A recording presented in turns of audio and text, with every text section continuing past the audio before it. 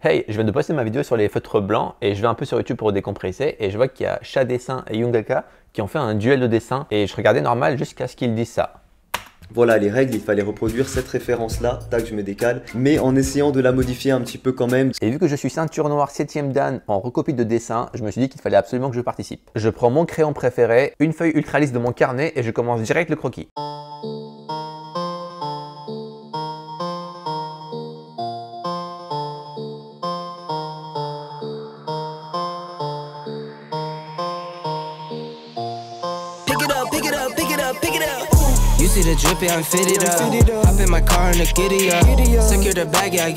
Donc voici le premier croquis qui correspond beaucoup au modèle. Le bâton qu'il tient dans sa main, en fait c'est une partie de sa faux et c'est une arme qui est propre à Madara, donc je pense qu'il est important de la représenter. Mais du coup je l'ai fait trop en grand donc il n'a plus de place, c'est pourquoi je vais refaire le croquis mais en plus petit.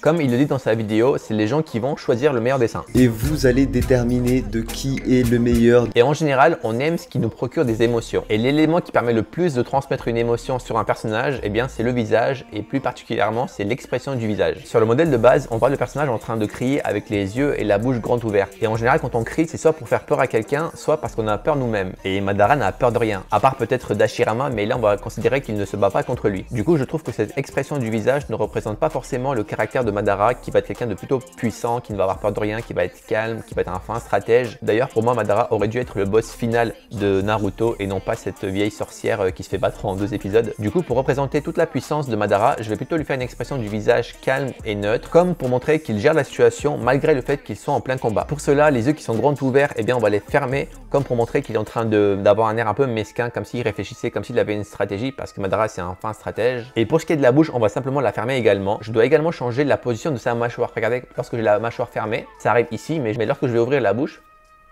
nous avons une modification de la position de la mâchoire et donc il faut respecter ces différentes positions pour que l'anatomie soit plus correcte. Dans Naruto, lorsque les personnages se font ressusciter, ils sont un peu sous forme de pierre et donc avec des fissures au niveau de leur corps. Et je trouve ça assez stylé sur Madara, ça lui donne du caractère et ça permet aussi de détailler un peu plus son visage.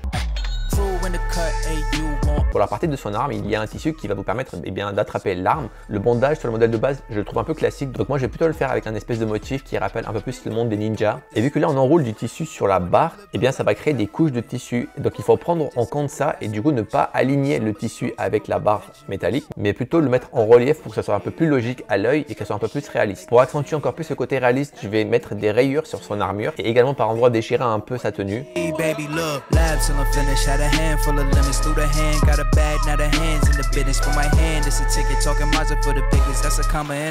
Donc voici pour le croquis, maintenant on va passer à la colo. Pour représenter l'esprit de Madara, je ne vais pas utiliser des couleurs trop saturées, mais plutôt des couleurs sombres et ternes. Et d'ailleurs dans Naruto, les couleurs ne sont pas saturées de base. Du coup, pour faire le rouge de son armure, je vais plutôt utiliser du rouge brique de la marque Pro Marker. Pour faire la peau, je vais utiliser le E70 de la marque Copic Sketch. Et pour sa tenue, je vais utiliser un gris froid de la marque Graphite. Et pour faire les détails, je vais utiliser mes 2 feutres noirs préférés, qui est le Tombow Brush Pen. Et pour faire les fissures, j'utiliserai ce brush pen de chez Pentel qui est incroyable. Et bien sûr, je vous mets en description toutes les références de ces outils. C'est parti pour la colo.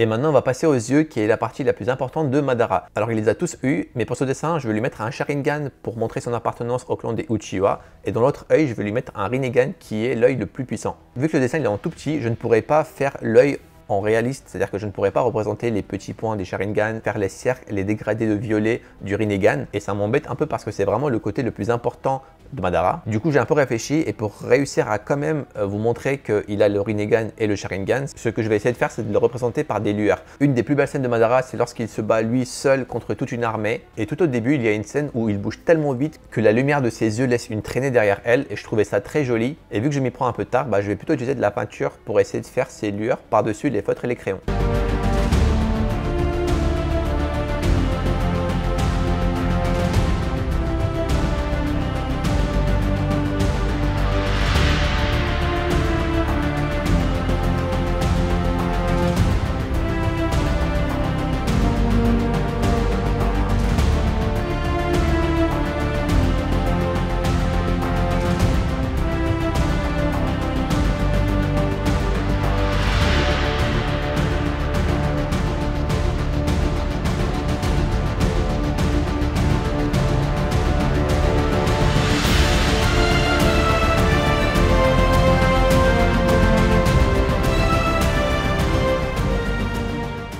Donc voici ma version. Alors je n'avais pas regardé la leur pour ne pas être influencé, mais on va le découvrir tout de suite et je vous dirai également lequel je préfère.